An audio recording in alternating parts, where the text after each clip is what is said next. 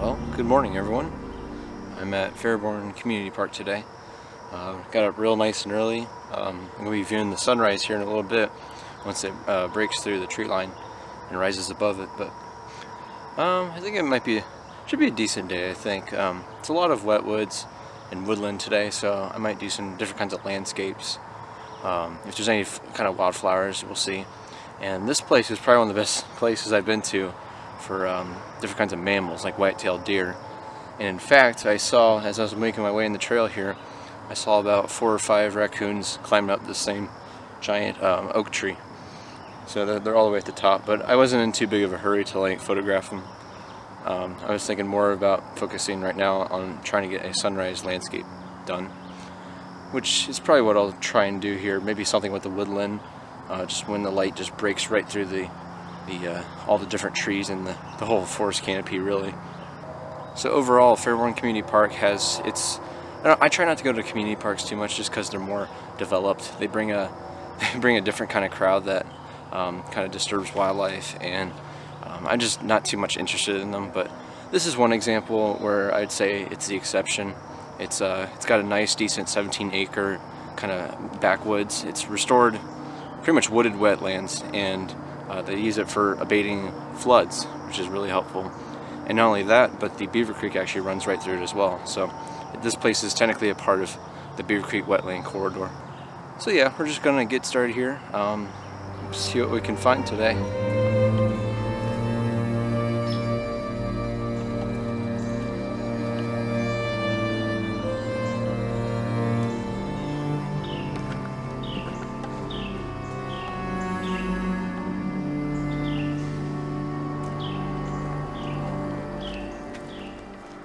Alright, it took like almost an hour just for the sun to rise up over the tree line, but I forgot how much sunrises are so just beautiful, for lack of a better word. I'm more of a sunset guy, but it's just something about getting up real nice and early and just seeing this. It feels like it's a special kind of privilege or a rite of passage. But anyways, I got a simple, just small telephoto scene here. I'm zoomed in at 75 millimeters. I just got these deep in shadow, staggering just trees, since that really zoomed in feel is going to compress the distance between the foreground and the background details, and middle ground in this case. So I'm just focusing on all these trees. They're pretty much in line with each other, so the focusing isn't too important, if that makes sense, just because they're all in the same distance between me and the lens and all that kind of stuff. But yeah, I'm shooting at 4 seconds, f14, in ISO 800. Got a lens hood on to block out any lens flare since I'm shooting directly towards the sun. Got a polarizer on there just to make sure the reflections aren't too harsh. It allows a little bit slower shutter speed rather, and because it's a nice still morning. There's little to no wind right now, and it just feels really great, honestly. And all the different kind of leaves are just backlit, and it just makes this really nice look to it overall. I'm also shooting this on the tripod, obviously. Most landscape photographers, I'm pretty sure, would use a tripod. And in order to minimize camera shake, I'm on a 2-second timer, so I can just gently, squeeze that shutter button and then just let go of the camera and let it do its job. One thing I like to do in my landscape photographs is just to evoke a sense of strong kind of feelings towards something. So I want it to be, like most people, I want it to be beautiful light. I want it to be kind of creative or interesting composition. Just a subject that's for the most part compelling, or it could just be something that's like textures, or just anything that grabs my eye, obviously, because as a photographer, it's like you want to please yourself first, creatively speaking. You want to scratch that itch, but then you also want other people to enjoy the work as well. So this image might turn out to be trash, I'm not sure. I'm not really looking to make anything groundbreaking at the moment, but this is a nice little what I call icebreaker, where it just kind of, it breaks that kind of rut where you first get sometimes when you go to the location, and typically that means that it's going to be, from here on out, I might take more photos. It's kind of like something about getting comfortable, I guess, if that makes sense as well. I'm just rambling on here while the sun rises, but hopefully this means more photos and maybe more landscapes, I don't know, but this has got plenty of ground to cover. So we'll see what happens here. So the trails aren't too long or strenuous. There's about 2 miles. It has different kind of earthen and mulched trails. Luckily the habitats are actually pretty diverse. There's actually 2 restored prairies of native grasses that are kind of out here in the back area of the community park. And there's over 40 acres of forest. There's different kind of vernal pools and different kind of wetland types that are kind of back in the woods. And then, like I said, this place primarily is woodland. It's got many different kinds of dry wood, wet woods, and of course restored wetlands. And then there's a beautiful bridge crossing over the Beavercreek, which I'll get to show you later. Alright, I found this another gorgeous spot where it's just the foliage on the ground floor of the forest here. It's just illuminated by the sun. Even though it's already getting pretty up high in the sky, I just love the way that the light and shadow just interplays, and no matter what, if it's a sunrise or sunset, it's just the directional lighting of that low sun in the sky just creates all this different beams and different kinds of like rays of light, and just the way, like I said, the interplay of just those, the light and shadow, just makes for really interesting photographs and just really just interesting nature scenes to look at, like in this case. And so with that being said, I'm trying a vertical composition this time. Shooting a little bit wider this time at 24 millimeters. Using that polarizer to just make sure the foliage really has that pop of green. There's no reflections on it from the sun that's like undesired, at least. I'm still shooting pretty slow shutters. I'm usually around the 1 second, maybe even a little slower than that, just because of how still and windless this morning has been so far. And the way that like the composition, the frame worked is the sun's just right up at kind of upper region of the photograph, and then the lower part, it shows the beams of light illuminating the ground floor on the, I guess would be considered the foreground or the bottom half of the photograph. And I tried bracketing in different kinds of exposures, doing single exposures and then putting a couple of exposures together, highlights and shadow details, and just trying to work the scene a little bit. So that's the best thing about landscape photography for me, is just how patient you have to be. I guess that's a gift and a curse, but it's much slower than most other kinds of photography, and you can really just, for the most part, take your time, as long as the lighting still works for you. And another very important detail to consider when you're making landscapes is to always check the corners. So I usually use live view when I ever do landscapes, and I have the display button. I have it set to all the different kinds of exposure meters, the histogram, all the different kinds of tools. I have them laid out on that LCD screen, but I always make sure right before I press that shutter, I turn them all off and show just the rule of thirds brackets, and then I just show the image itself, obviously. And I always check those corners just to make sure there's nothing that's too just out of the way, distracting, because there's just, you'd be surprised. I mean, it's like there's so many elements that could just ruin a photograph, and you could still, I guess, to be fair, clone them out later on in post, but that's just more work on your end. It's easier, like they say, to get it right in camera first than to worry about, cleaning it up afterwards on a computer.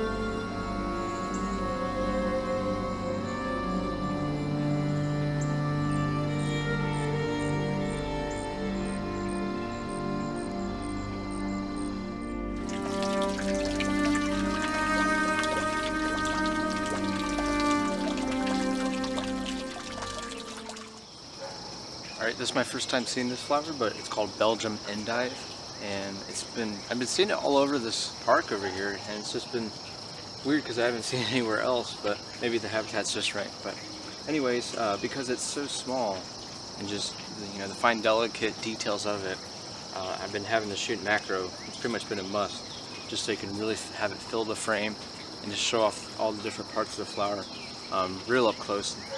So using an external flash or a speed light set to a very low power, that just really helps to make the bluish purple color, magenta or violet, or any of those colors. It helps to make it pop a lot more. And what it does is also it darkens the background a lot more than it normally would without using a flash, which I find it helps to make just like a really minimalist flower photo.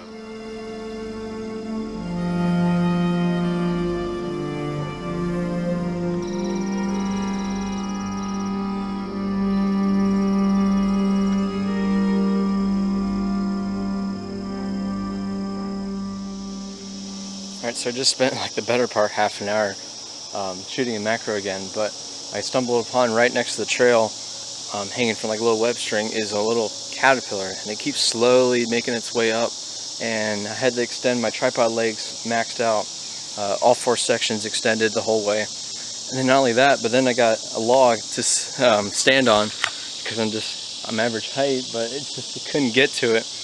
And I was using my flash, and at first I was shooting handheld, but I was way too shaky, and I tried autofocus, manual focus. The autofocus, obviously, for something that small was hunting, where it just kind of zoomed back and forth, and it just couldn't really, it's really hard to pinpoint it. But then I switched to manual focus, tried that a little bit.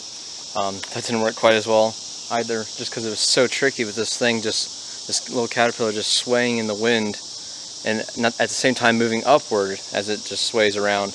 And I just found it really hard to capture that. But I used a flash, which really, that helped at least. But just to illuminate the caterpillar and distance the background from it, make it all dark.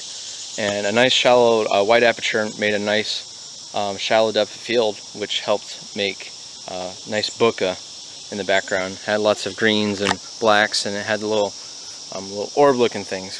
Bokeh, or bokeh is what they call it. So yeah, it was quite a challenge, but after about half an hour of that, I decided I got a handful of decent shots, I think, to use in this video or whatever. So let's keep going on the trail here.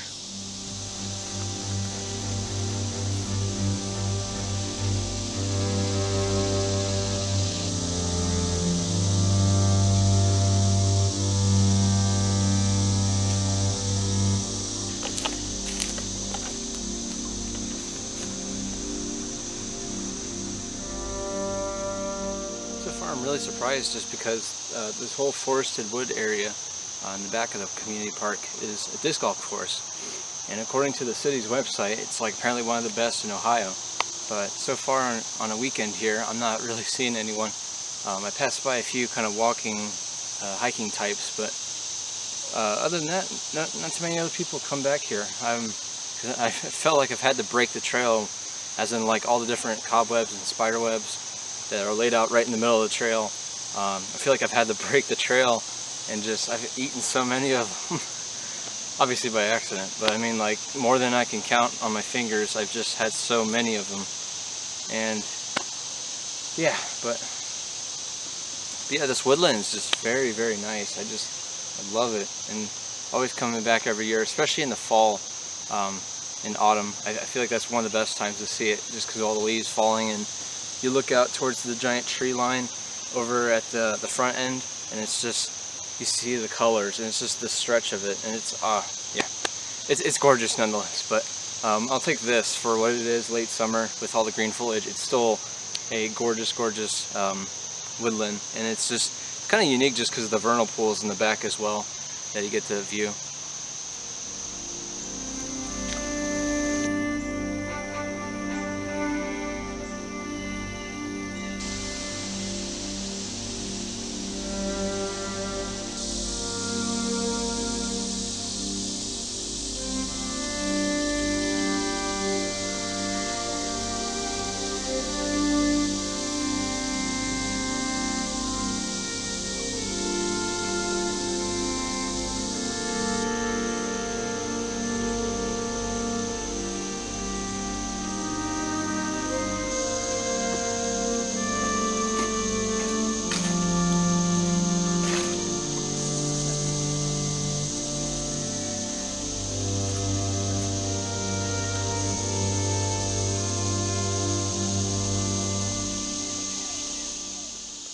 Alright guys, unfortunately that's going to be the end of today, but I did get a variety of subjects. I got like sunrise landscapes, I got some flowers, and got a caterpillar, so covered almost all the bases, right? So this has been Fairborn Community Park.